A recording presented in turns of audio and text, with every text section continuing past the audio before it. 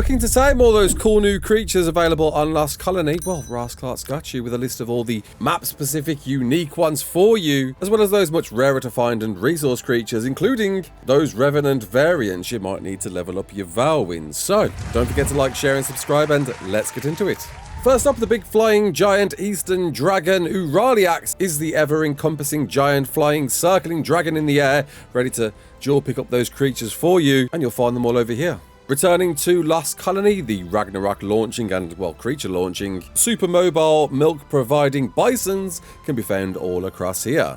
And speaking of travelling, these things travel pretty damn quick, don't they? Ceratosauruses are all over Lost Colony as well, ready for you to tank, mount, then ride as quick as you possibly can around this giant new map. And the brand new redesigned Garuga ARK Editions exclusive is in the base game now, ready for you to speak to giant amounts of freezing globs to knock out what you need.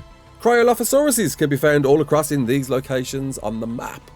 Speaking of ARK Editions, here's another one. Watch out though, they'll definitely aggro on you if you get too close. But if you've got some beer at the ready, you might want a few of these in your squad ready to buff your attack and defense. Deinotheriums are all across in these locations here. And the return of the fan favorite for Yorda Flyer, the Desmodus, the sanguine providing cave exploring Batman, is found throughout many caves in Lost Colony, and you'll find them here.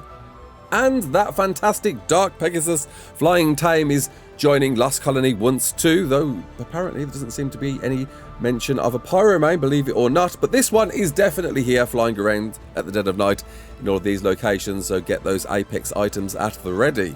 Launching originally with Valguero, the team buffing, vine latching, ever growing Elderclaw is all across on the map in these locations here. The ASA launch exclusive returns once again to Lost Colony, without a doubt a great choice to have if you're intending to claim any babies. Don't forget those breeding improvements by plucking its feathers too. Gigantoraptors get finding their nests all across in these locations. Edmund Rockwell experiment gone wrong, or is it Noglin version 1? The camouflage giving eyeball growing Gloon can be found, well, bloody everywhere on the map. You really shouldn't be struggling to find one of these if you go to a Revenant spawn.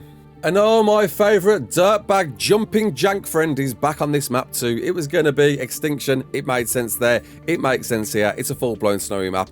A lot of you out there like this thing. I really don't. But if you want to tame one, you can tame one in all of these locations here. In fact, you will do probably worse by not finding one, because it's likely these will jump on your face before you find one yourself. A surprise addition to Lost Colony, considering how recently it launched to Valguero, and another creature that will likely find you before you find it, turning your screen into a lovely hazy grey before it rips your face off. Megaraptor, get ready to duel it out in these locations here. And yes, now a Lost Colony exclusive creature now removed from the other maps, so if you want to tame one, breed one, you can do that now. Possibly the new Rexes of ARK, although they are pretty big and sizable, getting even more muscly if you put more points into a certain stat there. Well, get your snowball rolling gun and find them all over in these locations across here. But specifically, you might want to be killing these, because if you want to go and fight the bosses, you've got to go and find its alpha variant, dominating with its sheer scale in the same locations. And a very surprising addition to Lost Colony, though a very, very rare spawn. You may only find one or two of these at a time. Reaper Queens can be found on Lost Colony within this very small cave-like system up in the north. Another very fitting creature, seeing it was on Extinction and snow and all that jazz, makes sense to see it here. A fan favourite, of course, the Snow Owl. The ever life-giving, gliding Snow Owl can be found all across the map, really, in plenty of spots all over in these locations. Don't forget them pellets for your crop plots. And those of you that have got your adventure completion up to 100% on your Veilwyns might want to find some of these. Solwyns, wild Solwyns. You can't tame them, but you're going to want to interact with them if you want to get yourself a bit of Vulpite. And they're pretty plentiful spawns all over in these locations. And speaking of, if you haven't already tamed yourself a Veilwyn, you definitely want to. It makes for a very much easier start on this very freezing, dangerous map. Veilwyns, they are everywhere, ready to turn into companion mode to be your loyal, multiplying, freezing monster hitter. So go and get one now and thank me later. Something you don't want to be wandering into, and lucky for you if you play your cards right and be nice to everybody, you won't. But if you start causing chaos within the city, go and tame yourself an Aureliax, or go and run a resource cache, get yourself armed and ready, because you've got some on-foot fighting to do against this SEAL Team 6 Neophyte squad. A very interesting one this, because rumours circulate you can get every single type of Drakeling, but as far as we found and our resources have found, your only available Drakeling to find on this map is the winter version. Kind of makes sense because it's a wintry map. But if you want some much needed boosted loot, then you're going to want to take one of these and find these all over in these spots here. Get your torch at the ready. And Rockwell's first human experiments, corrupted versions of the lost colonists, coming in all shapes and sizes. Dirty revenants can be found in all of these spots here, and fair warning, these are relentless, coming in bloater forms, tank-like nemesis forms, but more importantly, dino variant forms that you might want to source out if you want to get that adventuring completion up on your Veilwyns. And there's a variety of different mean-looking blobby-like monsters of the creatures you once loved, and fair warning once again, these are also very relentless. Also worth noting, it's where you're going to find those plant species are if you want those infinite resources at hand. And well, speaking of resources, there's a selection of resource-based creatures I know you're going to be looking for. So, Achatina, it produces paste. Did you know you can store poly in these? Well, no, you do, and if you want one and you've got some sweet veggie cakes at hand, go and spot them in these locations here. In fact, they're pretty common. But if you don't want a paste-producing creature and just simply want it untapped by killing chitin variant creatures with a big sticky tongue, then get yourself a Beelzebufo, and to be fair, you'll harvest plenty if you do get one in your life, and you can find them all over in these spots here, ready to hop around for a pretty good start on this very harsh map. But if you don't want a frog and you simply want to go and find those beaver dams to access your paste, and don't forget there's a bit of pearls, flowers and all that jazz in there too, then you're going to want to know where Castoroides spawns, don't you? And you can find them all over in these locations here. Poop, as you know, is the most fundamental resource in ARK, being churned into that sweet fertilizer that you're going to need to grow those crop plots. And well, to do so effectively, you're going to need yourself a Dung Beetle, and you can find Dung Beetles all across in these locations. And perhaps the most requested thing I have seen since launch, and makes sense because, you know, this is the only real way to get honey, well, on tap and in constant production, bees and beehives. You'll find these in very select spots across the map. So get that ghillie on, slap on that bug spray, and gingerly approach these to get home your very own honey-producing bee.